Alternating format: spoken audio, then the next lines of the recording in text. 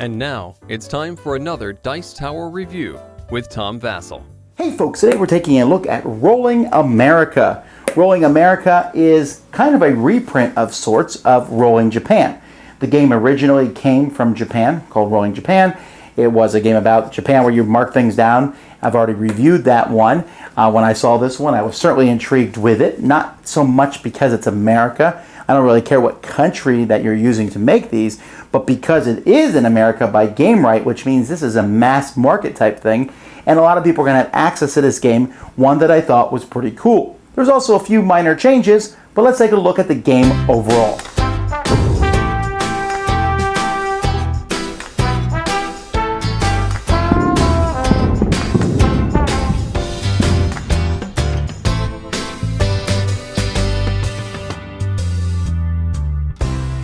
Here's the score pad, or the playing pad for Rolling America. If you'll notice, they're double-sided.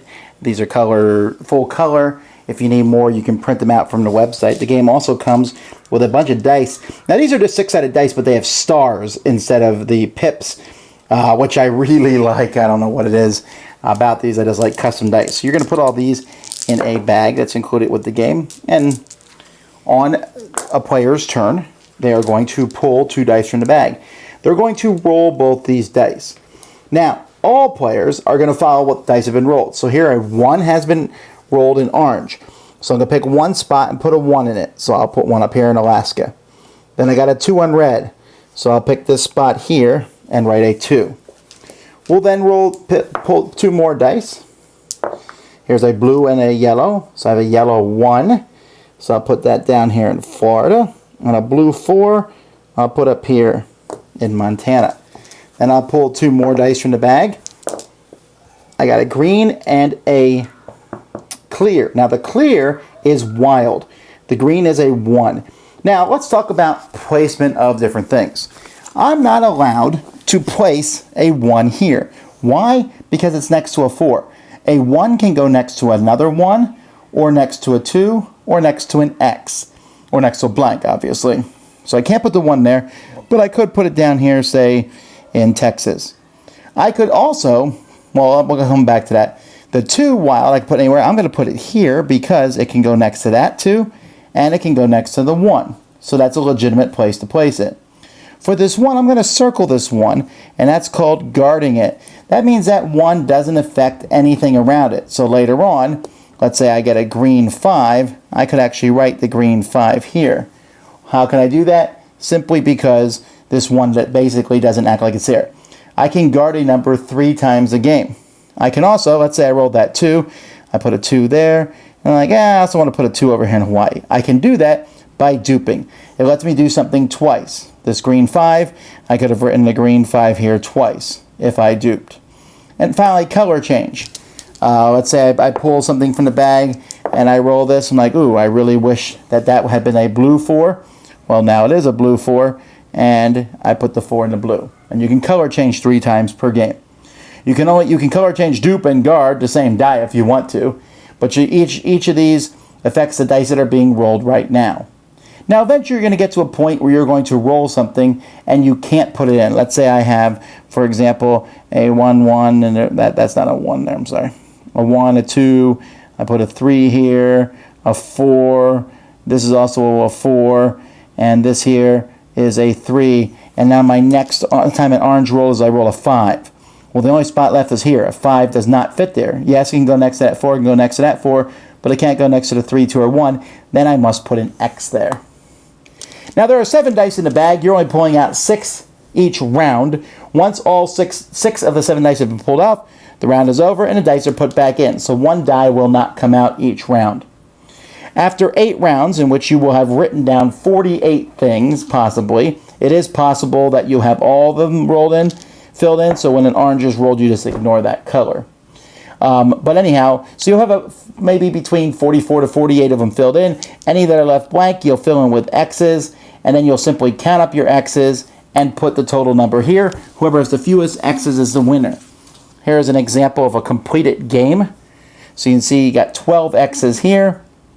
Actually, no, I'm sorry, I didn't fill in the leftover ones. 14 X's is the correct answer. And again, you're trying to get the fewest X's you possibly can get. That's how you play. You can really play this with as many players as you want, as long as you have enough sheets for everybody.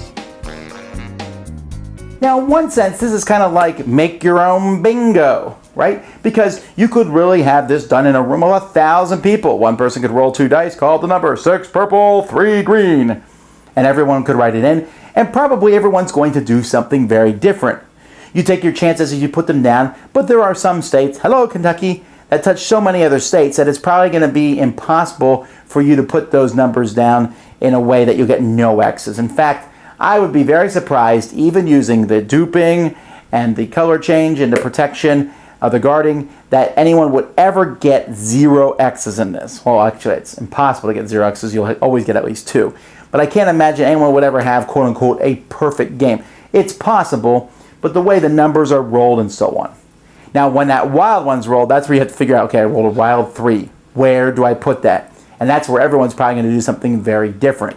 When you get that orange 1 and the orange 6, well, yeah, those go out in Hawaii and Alaska, but most of the other states are bordering other things. This is a simple, easy game that's easy to teach people. Once I explain how it works, it's fine. Occasionally, you'll find people who will make mistakes just because of the shape of some of the states. You're like, oh, I didn't realize those two were touching each other. And you'll make a numerical mistake, but it's not a really big deal at the end of the game. You can just X the different numbers they put there. I like it. I think that it works really well. Like I said, it works in, it's one of those games, sit down, everyone likes to roll dice, everyone likes to fill in the numbers, has that kind of push your luck thing. Oh, I put this number here, put this number here. About 3/4 of the way through, suddenly you realize that almost anything that's rolled is bad for you.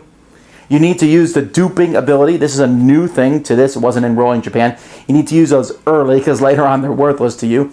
Guarding is also new to this set, and I liked it. Essentially, it lets you put a number somewhere and guard that number, and if you're smart, you'll put it in a spot that touches a lot of different states.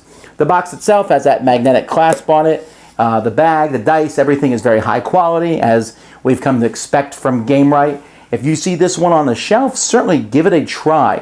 It's easy to play solitaire to try to get a score, but it can be played with a lot of other people. There's not a lot of interaction between the players because what you do doesn't affect others, but simply the rolling the dice, and I like the fact that the number of players here is very variable and that it plays very quickly. Check it out, Rolling America. Dice Tower Judgment, approved! Thanks so much for watching the Dice Tower videos. Find more great videos and reviews as well as our top-rated audio podcast at Dicetower.com. You can also find other great shows at Dicetowernetwork.com. I'm Eric Summerer, and you've been watching The Dice Tower. The Dice Tower is sponsored by Cool Stuff Inc., where you can find great games for great prices. Cool stuff in stock. Check them out at CoolStuffInc.com. Shut the door! There.